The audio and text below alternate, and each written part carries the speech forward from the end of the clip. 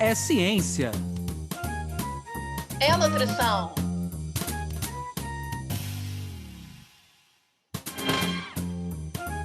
É nutrição É ciência. Ciência. da nutrição. Sejam todos bem-vindos pela ciência. Sejam todos bem-vindos pela nutrição. Meu nome é Anderson Teodoro. E eu me chamo Luana Aquino. Está no ar para você que nos acompanha mais um episódio do nosso podcast, né, Ciência da Nutrição, que tem como principais objetivos trazer para você que nos acompanha nas diferentes plataformas de streaming e também agora no canal do YouTube, informações novas, informações atualizadas sobre as diferentes temáticas da área da ciência, mas sem dúvida nenhuma a nossa grande preocupação é com a área da ciência e da nutrição. O que a gente espera com essas informações novas e atualizadas? Que essas informações possam chegar até você, para que você possa ter uma vida melhor, implementando esses novos conhecimentos no seu dia a dia. A gente queria agradecer muito a todos que têm nos acompanhado ao longo desses últimos anos e agora nessa nova caminhada no canal do YouTube. Se você está acompanhando a gente até aqui, a gente pede que você se inscreva no canal, marque as notificações. A gente sabe que isso é muito importante para a divulgação do nosso trabalho, tá? E a gente queria também pedir que você continuasse divulgando o nosso trabalho. A ciência ela tem sido cada vez mais popularizada no país, né? Muita gente falando sobre ciência, e a gente espera que você ajude, então, a levar também essa informação sobre a área da ciência da nutrição a quem nos acompanha e para você, para aqueles que você tem contato. Bem, hoje nós vamos falar sobre uma temática que é muito relevante, né? A gente pode falar que é um episódio assim que tem um impacto muito grande na área da ciência da nutrição, sobre uma legislação nova, né, que surgiu recentemente no país. Nós vamos falar sobre a nova rotulagem de alimentos. Para conversar com a gente sobre essa nova rotulagem, nós convidamos a engenheira de alimentos, que também é mestre em ciência e tecnologia de alimentos, a Karina Almeida. A Karina, como eu falei com vocês, ela é engenheira com uma ampla experiência no mercado de trabalho, já trabalhou em indústrias de alimentos e multinacionais, também na área de pesquisa e desenvolvimento de produtos de rotulagem, e atualmente ela trabalha exclusivamente com esse assunto, com a rotulagem de alimentos. Então, Karina, muito obrigado aqui pela sua presença, a gente fica muito feliz em recebê-la aqui conosco no nosso podcast. Olá a todos os ouvintes do podcast, eu agradeço imensamente o convite em poder estar representando aqui e trazendo essa informação tão importante que é sobre a rotulagem de alimentos. Eu espero contribuir aí com todos os nossos colegas. Legal, Karina. Karina, a gente no início do nosso podcast, até para a gente quebrar um pouquinho o nosso gelo, né? No teu caso, a gente nem se conhecia, nem eu, nem o Luana, então é legal a gente até te conhecer um pouco melhor e também para que os nossos ouvintes te conheçam, né? Quem é a Karina? Como é que a Karina chega na área de alimentos, né? E depois, como é que ela se aproxima dessa área da rotulagem? Eu acho que é legal a gente conhecer um pouco a história do nosso convidado aqui. Olha, eu caí de paraquedas na engenharia de alimentos. Porque eu me formei aí em 2010, né? Então entrei na faculdade em 2005, né? Nós temos aí um pouco mais aí de uns 12 anos, 13 anos, e era pouco falado, né? Sabia-se que era uma profissão do futuro, mas aquele futuro que a gente demora e, né, e não sabe muito certo. Então, é muito nova, eu tinha 18 anos quando entrei na faculdade, né? Então, a gente isso, eu acredito que os nossos ouvintes aí que estão no início da carreira, e até mesmo todos que entram muito jovens na faculdade, que têm que escolher uma profissão tão cedo, né? A gente entra com um pouco de imaturidade. A gente procura, a gente não sabe, né? A gente vai procurar ali afinidades que a gente tem com as disciplinas que a gente estuda. Normalmente a gente procura essa afinidade, né? Para poder escolher a nossa profissão. E foi assim que eu escolhi a engenharia de alimentos, né? Eu gostava muito de química, de física, era muito multidisciplinar, e a engenharia de alimentos me trazia essa oportunidade. Então, eu vou fazer meu vestibular aqui para a engenharia de alimentos. Né? Eu fiz outros vestibulares em diversas outras áreas, né? Eu digo que eu meio que joguei na roleta, E eu não vou mentir, foi mais ou menos isso. Eu fiz um vestibular para cada um, eu digo que sair vai ser. Fiz biomedicina, fiz oceanografia, direito, medicina e a engenharia de alimentos. Quando saiu o resultado, já nem testei mais os outros, digo, vou fazer esse. E me apaixonei pela área. Muitos colegas desistiam no meio do caminho, e eu dizia, gente, eu gosto disso que eu estou fazendo, então vamos adiante. E eu sou uma apaixonada pela área. Hoje, aí há dois anos que eu estou trabalhando exclusivamente com a rotulagem de alimentos na consultoria, eu vejo aquele futuro de 13 anos atrás acontecer, que realmente chegamos às profissões do futuro, não só a engenharia de alimentos, né? Isso eu não quero restringir somente a engenharia de alimentos, mas todas as profissões da área de alimentos, eu vejo hoje esse futuro acontecer e eu fico imensamente feliz de eu não ter desistido da área. Menina, eu super me identifiquei com Não é? você e com essa parte que você falou, que você ia estimulando o pessoal ao longo da faculdade, né? Enfim, eu vou até brincar com os nossos ouvintes, quem está nos assistindo no YouTube, que eu era aquela típica estudante de nutrição que, quando alguém pensava em desistir, fala lá com a Luana. Luana é boa de resgatar. Calma, só está vendo anatomia, fisiologia, ainda nem viu nutrição, já quer sair. Então, Isso, assim, de fazer bom. grupo de estudo. Exatamente. Então, é bom saber disso, né? Mas aproveitando aí toda a tua experiência e essa paixão pela área de alimentos, é recente, né? E a gente tem um compromisso com o pessoal, com a nossa audiência, de trazer os temas quentes da ciência da nutrição. Fresquinho aí, em novembro, né, se eu não me engano, atualizada essa legislação da rotulagem de alimentos. Mas antes da gente entrar a fundo no que mudou, né, eu queria muito que você ajudasse a quem está nos vendo, nos assistindo, a entender o que é a rotulagem de alimentos. Eu lembro que quando eu trabalhava com idosos, e a gente, né, ia lá fazer educação alimentar e nutricional com eles, especificamente rótulos, né? Muitos deles entendiam que é a parte de trás, é a letrinha pequena. Eu acho que contar com o teu poder de comunicação para explicar para o pessoal o que é a rotulagem de alimentos, que tipo de informação tem lá, vai ser show de bola. Bacana, Luana. A rotulagem de alimentos são todas as informações que constam nos rótulos dos alimentos, né? Ou seja, é a comunicação, isso é muito importante. É o meio de comunicação entre aquele produto que está embalado na gôndola do supermercado e o consumidor. É através da rotulagem, dos dizeres, de tudo aquilo que está escrito ali nos rótulos, que o consumidor vai saber se aquele produto é adequado para a sua saúde, se atende suas expectativas, né? Onde que ele pode ali entrar em contato com quem produz aquele produto, né? De alguma forma. A gente sabe que o alimento é algo que a pessoa vai ingerir e introduzir no seu organismo. Então, hoje, né, está muito mais disseminado esse entendimento com relação às alergias alimentares.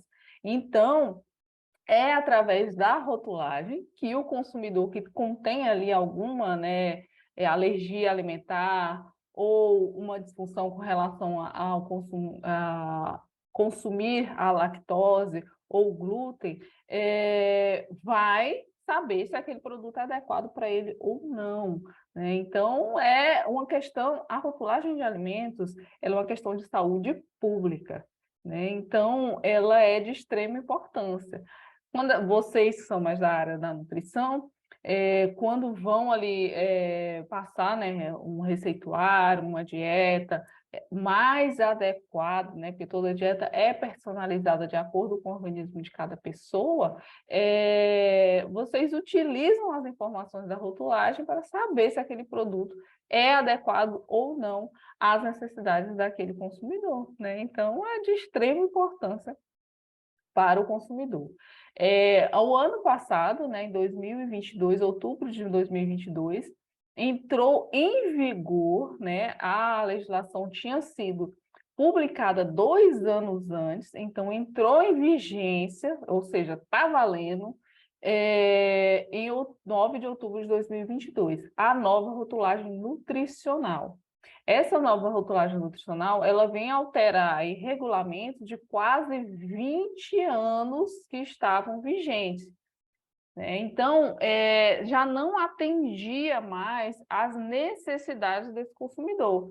Já foi feito aí foram 6 anos, tanto de estudos, né, de levantamentos de análise de impacto regulatório, de reuniões com as indústrias, com o setor regulado, com toda a população também foi convidada através das consultas públicas para poder acontecer essa legislação e toda essa alteração na rotulagem nutricional, trazendo, e o objetivo principal, isso é importante, trazer maior clareza ao consumidor, né? Cobrir lacunas, e eu digo que até mesmo abismos, que existiam na rotulagem nutricional anterior. Trazer mais exigências também para quem produz, né? E para os profissionais que fazem essa ponte, né? Entre o produto e o consumidor, que é a rotulagem de alimentos. Muito interessante, eu acho que a Karina trazer essas primeiras informações para você que nos acompanha, já mostra a importância da nossa temática hoje. E eu queria saber de você agora, Camila, o que você traz de novidade aí sobre essa temática, o que você traz de recomendação para quem nos acompanha? Olá, Anderson, olá, Luane, olá, ouvintes do podcast Ciência da Nutrição. Com essa temática super necessária, trago 2 dicas. A primeira é o perfil da nossa convidada, que está recheado de informações interessantes sobre as legislações referentes à rotulagem de alimentos. Trago também uma matéria do site da revista Higiene Alimentar, que aborda sobre a nova rotulagem nutricional de alimentos, para que você, ouvinte, possa entender e procurar nas embalagens dos alimentos essas informações quando for consumir algum alimento, principalmente aqueles industrializados. Para conferir, basta acessar o nosso site www.cienciadanutrição.com.br, tudo junto e sem acento, e assim você confere dicas desse episódio e de episódios anteriores. Não deixe de conferir! Obrigado, Camila. Karina, acho que agora quem está nos acompanhando já entendeu a importância, né, dessa rotulagem. Agora, olhando de maneira prática, né, o que o consumidor agora, nessa comunicação que ela tem com o alimento, o que vai ter de fato, quais são as principais novidades? Talvez seja pouco tempo para a gente esmiuçar toda a novidade, mas quais são as principais novidades que o consumidor agora ele vai ter na sua mão que vai facilitar essa comunicação dele sobre o que é o alimento como um todo? Olha, as principais novidades são, primeiro, que ele vai ter uma tabela padrão. Hoje, na legislação, eu vou falar hoje, né, mas não é mais hoje, porque a legislação já está vigente. Na legislação anterior, não existia exigência de tamanho da tabela, tá? Não exigia que era lá, porque a nossa legislação ela é positiva, a gente só pode fazer o que está na legislação. Então, se existiam modelos, a gente tinha que seguir o modelo, mas não estava obrigatório que o fundo tinha que ser branco e a letra tinha que ser preta. Não estava claro e obrigatório qual que seria o tamanho da letra, os espaçamentos, como seria essa formatação. Então, o que ocorria antes? Se cumpria o mínimo, que era de 1 milímetro para a altura da letra, e o restante, o modelo, era para ser seguido, mas muitas vezes ele foi ali saído fora do padrão em algumas embalagens, tinha embalagens com fundo laranja e as letras não estavam contrastantes com o fundo do rótulo, muito pequeno, o consumidor não conseguia ali identificar, ler, né, o produto devido às letras muito pequenas, ler as tabelas nutricionais. Então, houve aí, primeiramente, o primeiro impacto que nós vamos ter com relação ao tamanho da tabela. Fundo branco, letra preta, e está muito maior do que era na legislação anterior.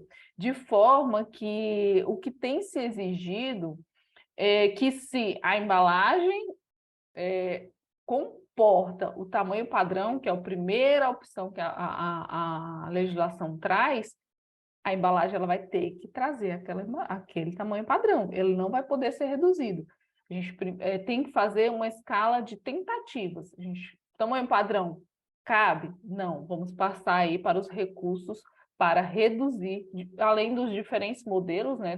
Temos aí 5 modelos mais um modelo linear, o modelo linear só pode ser utilizado em último caso, né? A UTI aí, não tenho mais como, não cabe, tentei todas as alternativas, todos os modelos, todos os recursos de compactação para reduzir, não cabe, aí eu posso usar o modelo linear, tá? Então, primeiro é essa a formatação da tabela.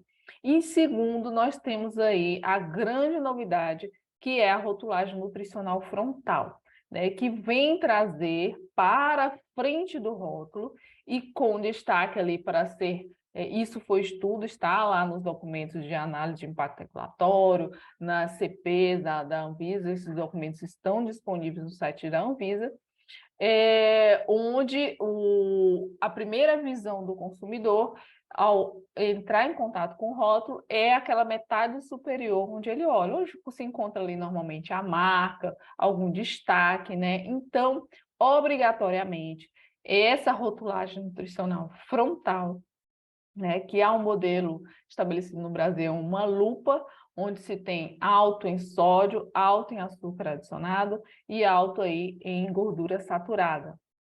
Isso. E trazendo aí da metade superior do rótulo com o tamanho estabelecido, que é de acordo com o percentual de ocupação do painel principal. Ou seja, é de acordo com o tamanho da embalagem, né? Então, se eu tenho uma embalagem muito pequititinha, tem adequações de acordo com o tamanho, formatações de acordo com o tamanho dessa embalagem. Não é porque a embalagem é bem pequena, né, que eu vou ter uma rotulagem nutricional frontal grande. Então, assim, é tudo muito proporcional e estabelecido na legislação. Todas essas formatações estão muito esmiuçadas. Isso era algo que não acontecia na 360, na 359, em 2003, que eram as legislações que foram revogadas pela 429 de 2020 pela IN 75 de 2020.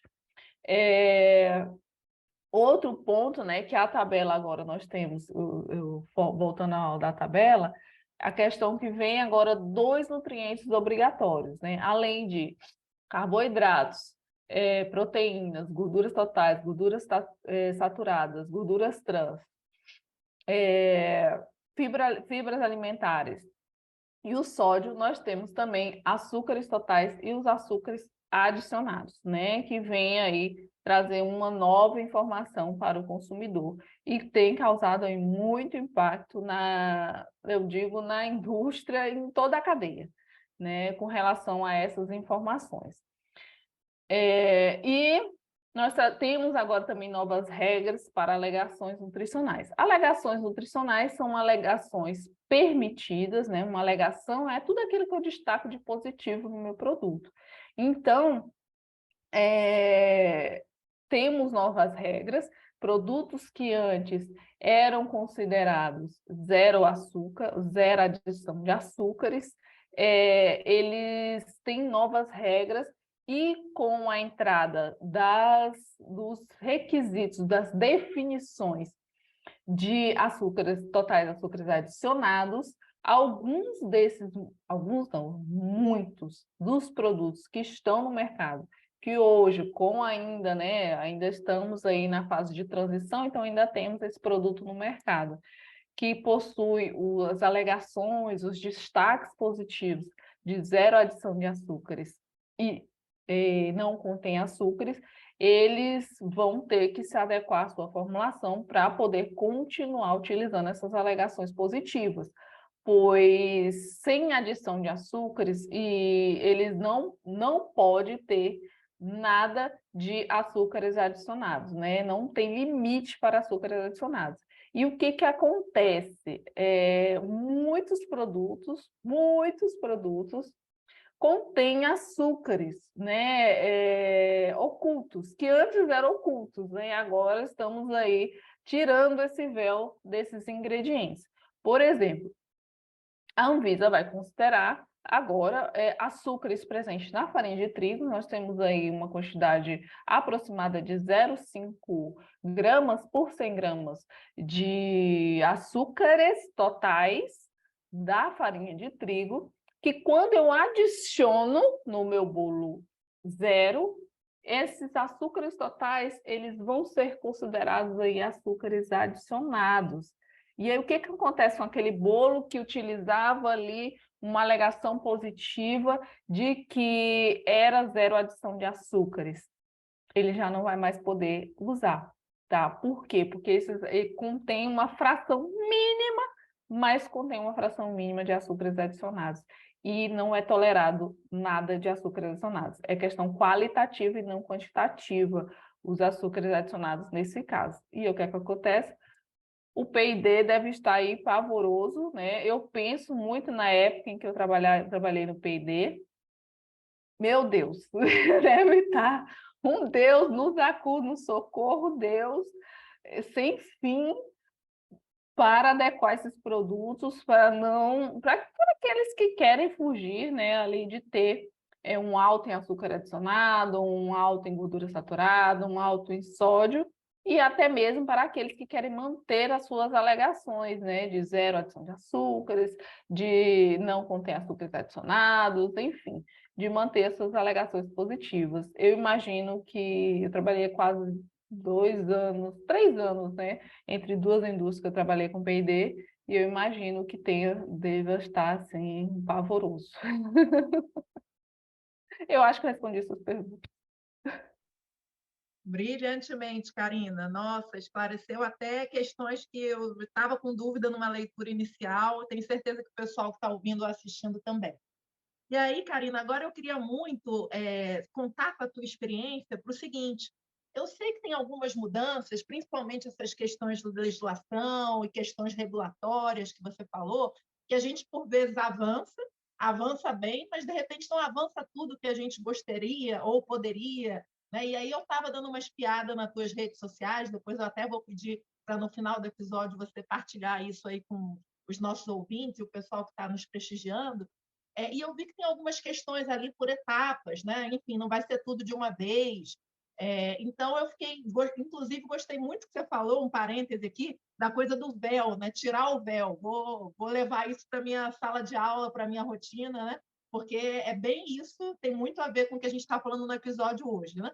Mas voltando a falar essa questão das etapas, né? Me parece que a gente andou avançando bem, principalmente no que diz respeito à promoção de saúde, prevenção de doenças, autonomia, né, dos indivíduos na hora de escolher seus alimentos, e isso é muito bom. Mas, aproveitando que a gente tem uma engenheira de alimentos, que tem toda essa prática aí da ponta, né, eu queria saber de você, assim, tem experiências exitosas em outros países? Tem alguma coisa ali que a gente ficou devendo, que você acha que daqui a 5, 10 anos vale a pena acrescentar, né?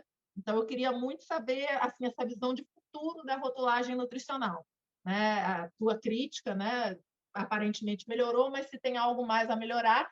E uma curiosidade minha, brincando aí de fazer 2 perguntas em uma para o Anderson Teodoro, que e os pequenos produtores, que às vezes é um dilema, né? A gente quer incluí-los socialmente, mas tem uma dificuldade com essa questão da rotulagem. Tem a ver com essas etapas aí que você falou? A rotulagem, essa clareza com o consumidor, ela é uma tendência mundial, né? O Brasil não nasceu somente aqui no Brasil, né? Alguns países já têm implantado, principalmente até mesmo aqui no Mercosul, né? Nas nossas redondezas, né? A Argentina aprovou, já tem implantado no Chile, no México, e essas experiências mostram que, apesar de todos os esforços que têm ocorrido para trazer essa informação ao consumidor, não tem refletido aí em parâmetros tão positivos assim. Por quê? Porque falta a educar esse consumidor para saber ler os rótulos, né? Não adianta eu encher o consumidor ali de informações e não ensinar esse consumidor a absorver essa informação e tomar ali uma atitude positiva, né? Então, isso é algo que tem que ocorrer e tem que partir, né? A gente está falando aí do nosso órgão de saúde, né? Que é a Agência Nacional de Vigilância Sanitária, ela está dentro ali do Ministério da Saúde, não é à toa, né? Por isso que é uma questão de saúde pública, e eles têm esse objetivo, né? Também tem essa ação de fazer essa educação do consumidor, né? Tanto da educação geral para questões de tentar aí que não seja um nadar, nadar e morrer na praia, né? Mas a gente sabe também, eu estudei em universidade pública, a gente sabe que as coisas elas acontecem a longuíssimo prazo, né? A gente teve aí 2 anos para entendimento da população, para que os fornecedores de ingredientes, de matérias-primas, pudessem se adequar e trazer essas informações mais claras, né? Por quê? Porque a gente é uma reação em cadeia, né? Primeiro, quem entrava em vigência, quem tinha que estar adequado até 9 de outubro de 2020, 2 anos depois da publicação da legislação, eram ali os fornecedores de matérias-primas e os fornecedores, né, de ingredientes, matérias-primas e ingredientes, as grandes indústrias. E hoje, quem precisa dessa fonte para poder fazer as informações nutricionais, não consegue, porque muitos fornecedores não estão adequados. E aí a gente fica naquela cobrança, fica parado por conta de informação que o fornecedor não entrega. E aí, para deixar mais claro, né, para nossos ouvintes, quais seriam essas informações? São as novas, as obrigatórias, né? Principalmente açúcares totais, açúcares adicionados. Na legislação anterior, de 20 anos atrás, quase, né? Isso a gente pode dizer quase 20 anos atrás, porque 2003 e 2023 nós já estamos, então, 20 anos, a gente já encontrava muitos erros, né? Então, vamos levar aí um tempo para poder tudo isso se alinhar. Então, na legislação anterior, não era obrigatório ingredientes aditivos trazerem essas informações, tá? Nutricionais. Então, aí já existia aí um gap muito grande, né? Um abismo muito grande. Porque os aditivos e muitos ingredientes aditivos, coadjuvantes de tecnologia, se a gente não precisasse calcular as informações nutricionais, esse é o tanto que passaria. A gente poder ver questões dos edulcorantes. Muitos edulcorantes à base de sódio, né, sacarina sódica, acesulfame, enfim, vários à base de sódio, eles contêm uma alta carga de sódio, mesmo que a gente coloque uma quantidade muito pequena, mas a gente eleva muito a quantidade de sódio, né? Se a gente for pegar aí quem se engana com um refrigerante zero adição de açúcar, acaba se impactando ali na quantidade de sódio, né? Porque eu carrego o sódio ali nos edulcorantes. Enfim, essa cadeia, eles não precisavam trazer essas informações há 20 anos atrás. E com a 429, eles foram obrigados a trazer essas informações.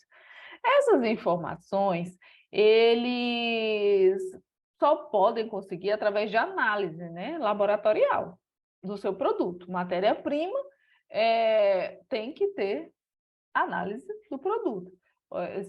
Certo dia, um produtor de trigo, enfim, eu conversando, falei, você tem análise do seu produto? Não, nunca fiz. Eu digo, gente, vocês são fornecedores de trigo, vocês plantam trigo, vocês fazem a farinha de trigo e vocês não têm uma análise nutricional do trigo de vocês.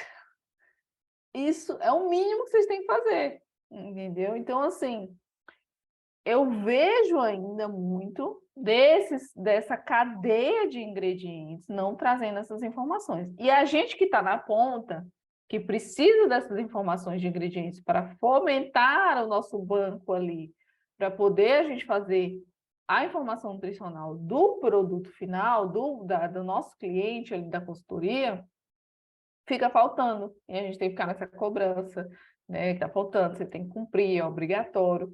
Então, assim, essa cadeia levou 2 anos para se adequar, mas eles ficaram ali meio que sentados na praia, esperando ver o que ia acontecer. E aí a gente que fica ali esperando eles trazerem a informação, porque, né, a gente precisa deles para isso, né? Não foi à toa que a Anvisa trouxe primeiro o setor de ingredientes, precisa estar adequado em 9 de outubro de 2020, e depois todo o restante, né? E tem prazos diferenciados, né? De regra geral, né? Temos 1 ano aí para poder adequação, né? Até 9 de outubro de 2023 para adequação. Então, para que tenhamos já essas informações. E aí tem prazos diferenciados, que é como você falou, para os produtores, pequenos produtores, MEIs, né? Uns têm aí 2 anos para adequação, e também para embalagens retornáveis, que tem aí gradativo e tem aí mais um tempo para adequação. Com relação aos produtores, como você falou, os pequenos, é difícil. Não vou aqui passar pano dizer que é fácil, não, é difícil, é muito difícil. Não tem, por exemplo, um produtor de mel. Você tem análise de açúcares do seu produto? Não, não tem. E aí, com um produtor de mel, sei lá, do interior de um estado, de Minas, enfim, interior de um estado, que não tem acesso a levar nem sequer o produto dele que ele produz para poder fazer uma análise, como que a gente vai ter essa informação? E o mel, como já deu o exemplo aqui, ele é diferenciado de acordo com a flor que a abelha, com a espécie da abelha, com a flor que a abelha ali poliniza, né? Então, é diferenciado, nem todo o mel ele tem a quantidade de açúcares totais iguais, né? Então, esbarramos aí uma grande dificuldade. Porque se a gente for usar bancos de dados, né, a gente tem ali a Tabinut, o IBGE, TBCA, que tem informações de açúcares totais, a gente não está ali 100% com a característica intrínseca daquele produto, né? Porque a gente tem um produtor que é uma flor, usou uma espécie X com uma flor Y, e o que tem no banco de dados é um apanhado geral, vamos assim dizer, né? Então, assim, é muito difícil. É muito difícil eles se adequarem, por questões assim, o mapa, né, até recentemente, há algum tempo já, vem aí trazendo a questão do selo arte, né, para adequar esses produtores artesanais, né? Quem tem direito a esse selo arte, né? Produtores de mel, pescado, queijos, né? Agora separou, né? Agora o queijo tem só um queijo artesanal, né? Para poder trazer esse queijo artesanal ali no seu produto. E produtos de origem animal, né? Eles podem aí, né? Então, todos os produtos de origem animal, no caso carnes, podem se adequar ao mapa, né? Precisam atender à legislação e ser ali um produtor artesanal. Para ser um produtor artesanal, eles têm que ter ali uma quantidade de renda mensal, eles têm que ter uma produção típica, com o mínimo de maquinário possível, ter ali vamos dizer, uma receita, algo que seja autoral, né? Então, tem todas as características. Porém, e claro, né, nós profissionais, todos que estão escutando aqui, a gente precisa ter muito claro isso.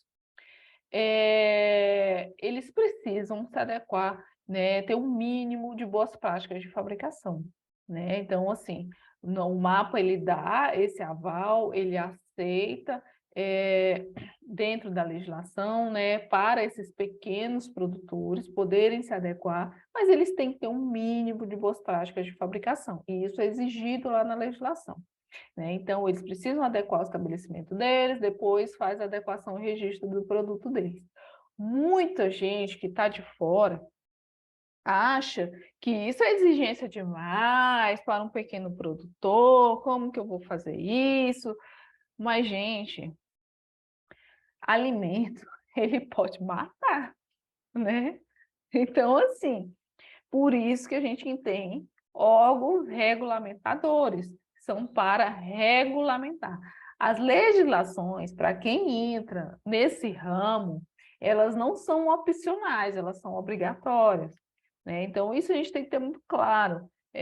Às vezes as pessoas elas acham, mas é porque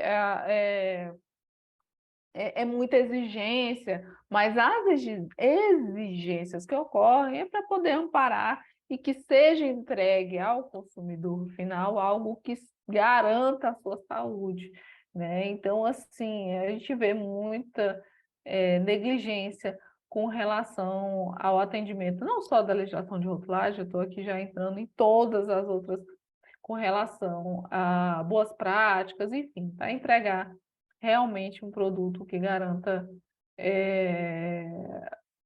um mínimo de higiene e padrões de qualidade para o consumidor, né?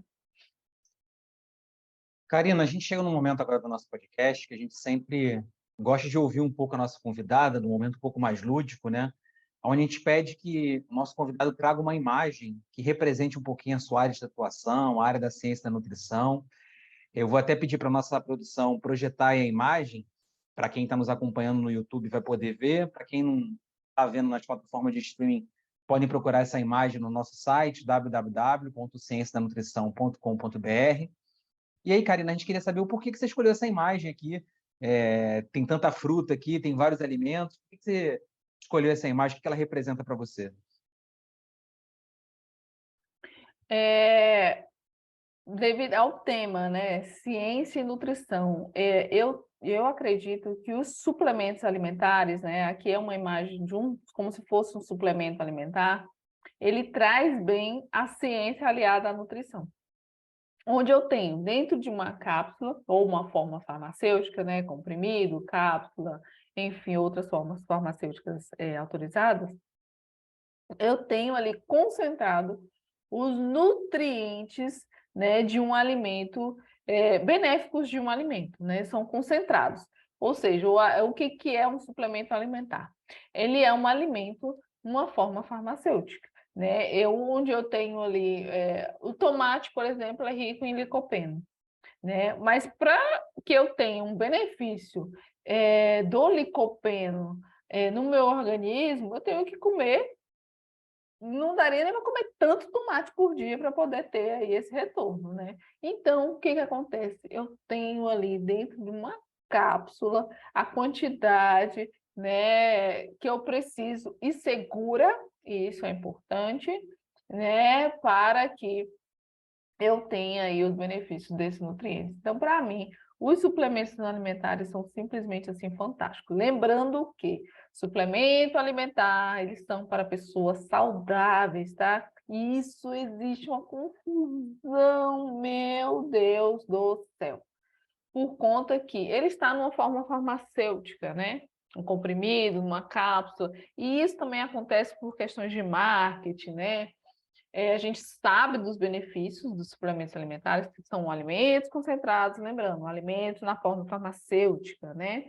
Mas nenhum alimento, gente, pode trazer uma alegação medicamentosa ou terapêutica, porque alimento não é medicamento, tá? Então, assim, muitas vezes traz esse marketing, né? Que isso vai curar, que esse suplemento vai curar, esse suplemento vai, enfim, alterar algo fisiológico que você tenha. E, na verdade, essa não é a função do suplemento. O suplemento é um alimento na forma farmacêutica. Ele não tem ação medicamentosa para curar, enfim, alguma doença, e nem terapêutica, né? Use isso aqui que você vai ter melhoria da sua doença, tá bom? Isso tem que ficar muito claro para os profissionais. Porque o marketing, enfim, A internet, quando a gente joga na internet, né, a gente vê suplemento alimentar, a gente vê muito essa alegação de propaganda. E não pode, tá, gente? Não pode. Quem me acompanha lá no Instagram sabe que eu sempre estou ali publicando, né, medidas preventivas com relação a esse tipo de prática, né, de colocar ali o suplemento alimentar como uma alegação medicamentosa, uma alegação terapêutica, ou utilizar até mesmo suplementos que não são aprovados, tá? É um rigor um pouco maior com o suplemento alimentar. Existe uma lista positiva de constituintes e que se pode comercializar os suplementos alimentares e muitas vezes existe no mercado constituintes que não estão aprovados. E isso é arriscado, porque aqueles que estão aprovados, eles foram comprovados por meio de um processo na Anvisa que eles são seguros, tá? Que a quantidade que é recomendada é segura para a saúde e existe ali um benefício a longo prazo para os consumidores. Realmente existe ali uma aprovação de segurança e eficácia, ou seja, é seguro e sim, ele traz um benefício, é benéfico à saúde, tá? Então, tudo que está fora daquilo que está aprovado para a Anvisa, ele é ali um mercado negro, tá? Então, ele não está adequado.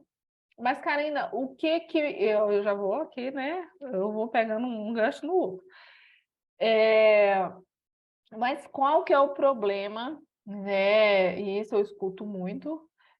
Qual que é o problema de eu trazer, por exemplo, deixa eu ver um aqui que é muito usado. Enfim, não me recordo, mas eu vou me recordar ao longo. Trazer um constituinte que não é aprovado, tá? Não foi aprovada a sua segurança, não foi aprovada a sua eficácia, como um suplemento alimentar. Primeiro, a Anvisa, ela primeiro faz um estudo de novos alimentos, né? Se esse é um produto, é um novo alimento ou não. Um novo alimento, ele precisa comprovar sua segurança, ele deixa ali, né? Ele fica em observação quando é um novo alimento por 25 anos. 25 anos seria ali uma geração, né? Porque só com 25 anos depois daquela população ser exposta àquele produto concentrado é que se vai ter o resultado se houve anomalias ou não naquela população. Tá? Então, isso é importante. Muitas vezes sai aí um novo, enfim, algo que é revolucionário, que todo mundo está, né, usando e tal, mas não está aprovado. E aí existe um risco, porque não se sabe quais são os efeitos adversos que isso vai ter. Tá? Então, essa lista positiva aprovada é de extrema importância e segurança para o consumidor. E nós, profissionais, temos que estar atentos a isso, tá? Por quê? Eu trabalho com consultoria, os clientes de consultoria chegam e falam, fulano, essa marca usa isso aqui, eu quero usar também. Aí a gente fala, não pode, a legislação não autoriza, esse ingrediente não está aprovado, né? Então a gente não pode usar como suplemento alimentar. Então, assim, e no mercado, a Anvisa, muita gente fala, a Anvisa deveria regulamentar mais, fazer mais fiscalizações, só que a legislação, mais uma vez, ela é positiva. Quem entra no mercado, eles têm que se adequar a o que a legislação determina, né? Então, assim, ficar esperando fiscal bater na porta para poder regulamentar seu produto não é uma boa prática, né? Você já começa errado. Então, enfim, para mim, suplementos alimentares é, assim, realmente o grande boom de aliar entre a ciência e a nutrição.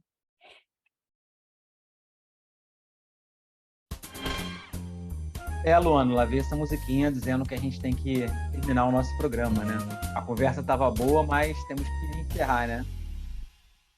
É verdade, Anderson, a conversa foi boa demais. não posso deixar de encaminhar aqui, antes de passar a palavra para a Karina, falar com os nossos ouvintes, pegar o gancho que a Karina falou. Gente, foi uma conquista aí de 2 décadas, especialmente para a área da ciência, comparando, por exemplo, né, Karina lembra e Anderson lembram, o estica-puxa que foi entre alguns atores interessados na venda exclusivamente de alimentos e outros atores interessados na saúde, na nutrição, né? Então, inclusive, comparando aí técnica de semáforo com de lupa. Então, como a Karina falou, para que isso se torne uma realidade ainda mais positiva para cada um de nós, depende de cada um de vocês que está escutando. Então, enfim, profissionais de nutrição fazerem educação alimentar e nutricional para tirar esse véu bem tirado, como a Karina falou. Você, tio, vó, colega, encaminhar esse episódio para outros colegas, para que a gente possa colher os frutos dessa conquista aí que foi suada, né? E, Karina, queria muito te agradecer, foi fantástico te escutar, aprendi demais. Para quem vai se debruçar aí nessa leitura, você já deixou muito bem trilhado o caminho. E agora eu queria saber da Bianca. Bianca, relembra para os nossos ouvintes aonde eles encontram outros episódios, aonde eles podem ver e até trocar com a gente informações, sugestões para próximos episódios, redes sociais. Olá pessoal, aqui é a Bianca. Estou passando para avisar que as nossas redes sociais estão a literalmente um clique de você.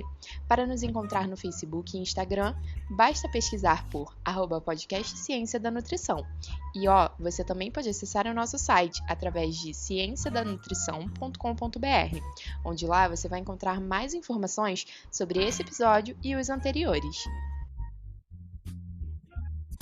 Obrigada, Bianca. E antes de eu abrir aqui o microfone novamente para a Karina, para ela poder deixar aí uma mensagem final, eu gostaria de pedir para você, ouvinte, para que você, enfim, saiba, aquele ouvinte que nos escuta, mas que ainda não nos vê no YouTube, você está por dentro, que lá no YouTube a gente tem um recurso de corte, os famosos cortes, onde a gente consegue ver rapidamente os melhores momentos.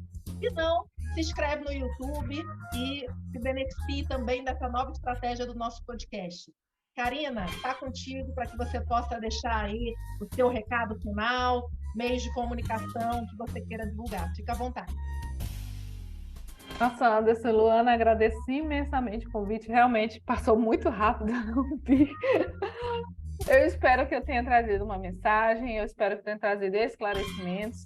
Né? A rotulagem de alimentos é um universo enorme, né? Onde, por isso que eu escolhi me especializar e trabalhar só com rotulagem, para realmente me debruçar e trazer aí sempre informações mais adequadas, né? No trabalho em que eu exerço na consultoria, e compartilho tudo isso lá no meu Instagram, no @rotulagem.alimentos, né? Diariamente eu faço ali minha conferência no Diário Oficial, trago alguma informação que pode ajudar ali a vida dos meus colegas, né? E estou à disposição para dúvidas, para mentorias ou consultoria. Quem quiser aí pode entrar em contato comigo através lá do meu Instagram, que é a minha principal rede de divulgação do meu trabalho. E eu agradeço imensamente, gente. Estou muito feliz de poder contribuir com os nossos colegas, os ouvintes, os consumidores também, que são ouvintes aqui do Ciência e Nutrição. Obrigada. Obrigado, Karina, parabéns pelo trabalho. Obrigado, Luana, mais um episódio aí a gente junto. E obrigado a você que nos acompanhou em mais essa etapa do nosso podcast. A gente está começando um ano novo de 2023. No último episódio, nós falamos sobre novas diretrizes da nutrição e agora nós falamos sobre nova rotulagem. Como vocês estão vendo e estão acompanhando, a nutrição está caminhando e ela está caminhando para algo muito novo. Mas há uma coisa que ela não muda: a preocupação do alimento como comida de verdade. Essa rotulagem só surgiu, né? Essa nova rotulagem só surgiu porque a gente passou a produzir alimentos com muitos ingredientes, com muitas coisas que foram sendo incorporadas, e a gente queria aqui reformar o nosso compromisso. Se você quer ter uma alimentação onde você vai ter menos dúvida no seu rótulo, com certeza é aquele alimento que vai ter menos ingredientes nas suas formulações, como diz o nosso guia alimentar, preferindo sempre o seu alimento in natura ou minimamente processado. Obrigado a você que nos acompanhou, obrigado a você de casa que tem acompanhado o nosso trabalho. Se você chegou aqui até o momento, procure se inscrever no nosso canal e também marque as suas notificações. Podcast Ciência da Nutrição.